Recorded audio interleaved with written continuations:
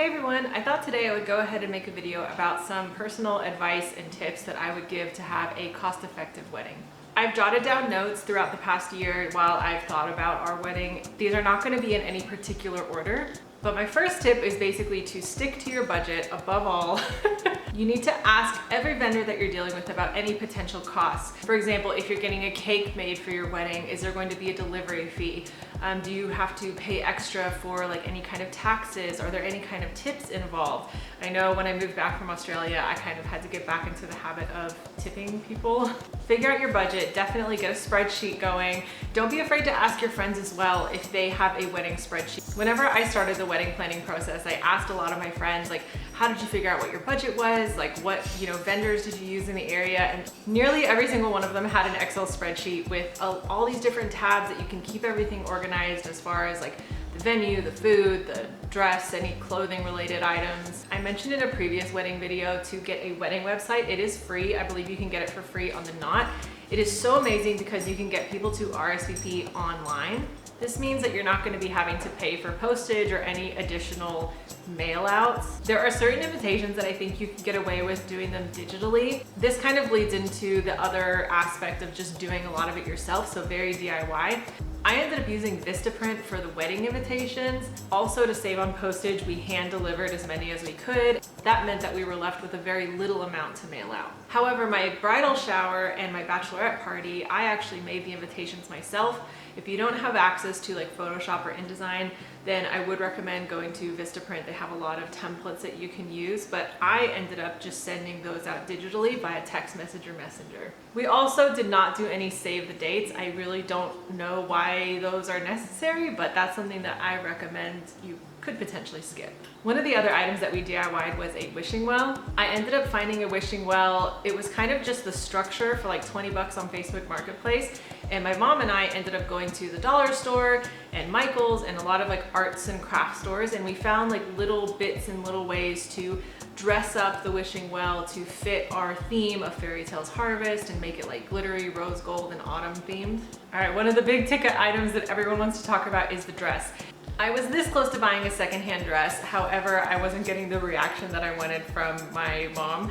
So I ended up getting a dress from David's Bridal and I took it to a local tailor to have it tailored to fit myself perfectly. I mentioned this before that the seamstress, she actually told us to go out and find our own glittery tulle, and we put that underneath that first layer of see-through tulle, and it just, because my thing was I wanted it to be sparkly and glittery, and that just added that extra effect that was just so beautiful. But that would probably be my second recommendation. If you don't find something secondhand like on Facebook Marketplace or Nextdoor, then definitely, I mean, some places like David's Bridal or Terry Costa, you can find really nice dresses on sale, but I personally wouldn't recommend going to their seamstress. For alterations in stores like that, all the research I've done personally indicates that you can get a much better price because you're more likely to be able to negotiate with a local seamstress. See if the bridal party can go ahead and do their own makeup and hair if they're comfortable with it.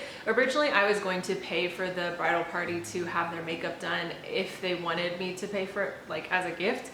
My makeup artist ended up canceling on me like a few weeks before the wedding. So I unfortunately was like, sorry guys, you're gonna have to figure out your own makeup. I ended up going to Ulta and I got my makeup and hair done there, which was not a disaster, but like they accidentally turned my hair pink. So if you wanna watch that video, I'll put it in the cards.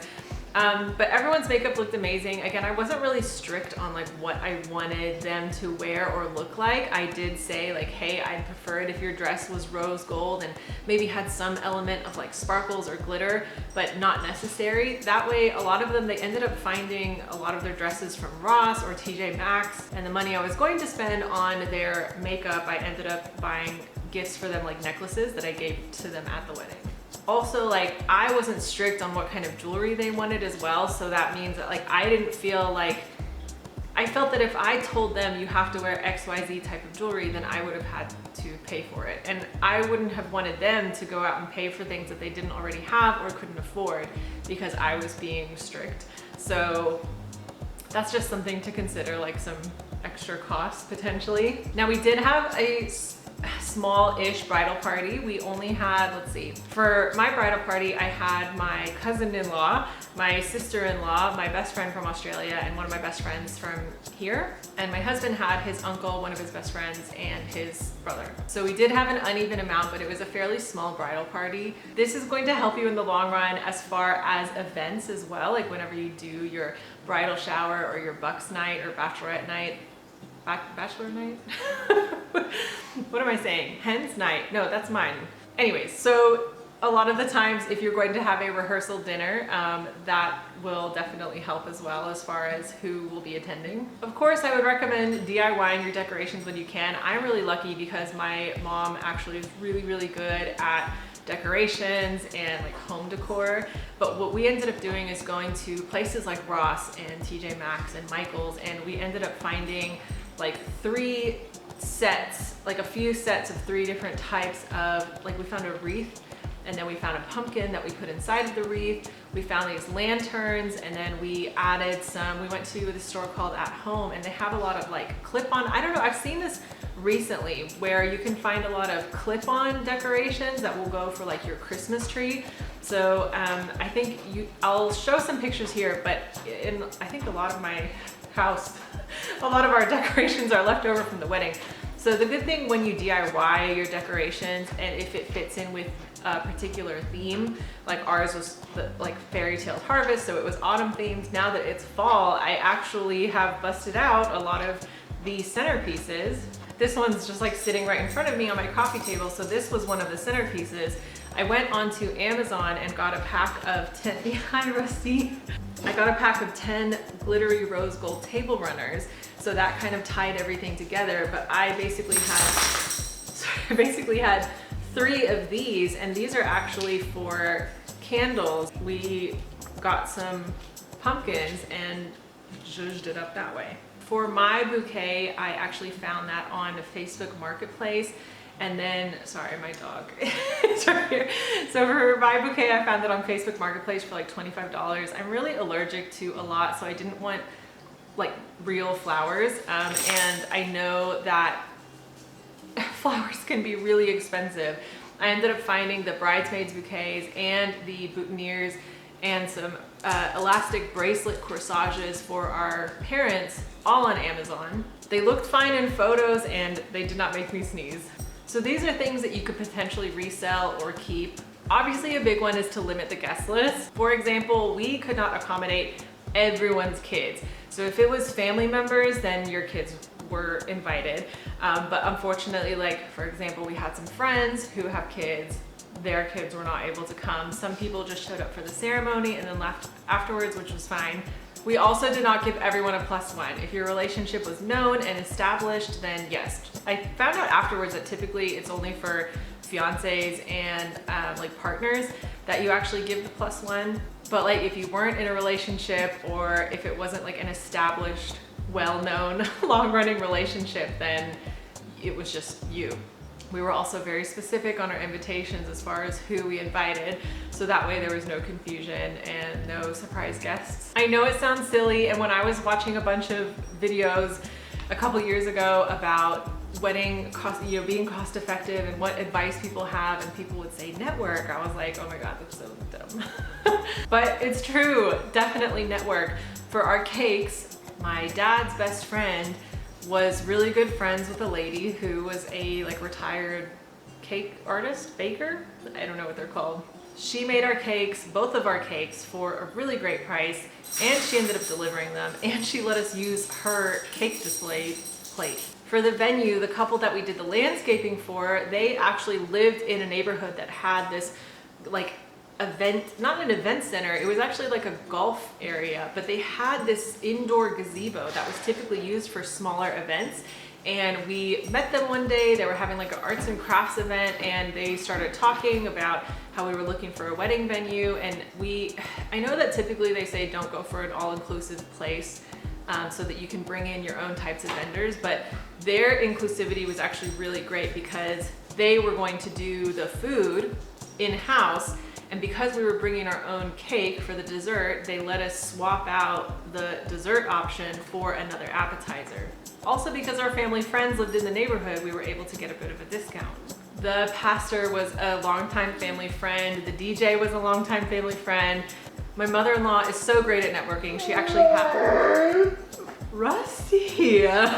My mother-in-law is so great at networking. She actually has, like, I guarantee if I needed any type of vendor, she probably knows a few people. Now, me and my husband never expected our parents to pay for anything, but I would definitely have, if you're comfortable with that, whatever conversation you need to have with your family to see like, hey, maybe in lieu of getting us a gift, you know, could you pay for some of the cake? So for example, our cakes were gifted to us by my parents, because then that way you can come to an agreement on that aspect of the budget, and then you can involve them and you have your boundaries set. We actually had beer and wine only, but we had drink tickets. So that was really cool because everyone got 2 tickets. And if you didn't want your ticket, then I guess you could give it to someone else.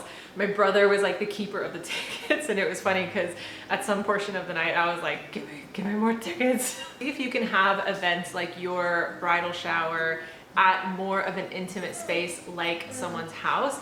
My aunt-in-law, she offered to have the bridal shower at her house, which was amazing. My cousin and everyone in her family basically did such an amazing job. They like set up this photo booth, they had games ready. Just anyone who has that creative energy, definitely involve them where you can. When you're booking hotels, do go ahead and let them know that you are booking for a wedding. They have these options for getting a hotel block where you can typically get a discount for anyone who's involved. So basically so I reserved about 10 potential rooms and I got a discount code, and I let everyone know who's coming in from out of state, like, hey, I have a hotel block here at this hotel. It's down the street from where the event's gonna be, where the wedding's gonna be.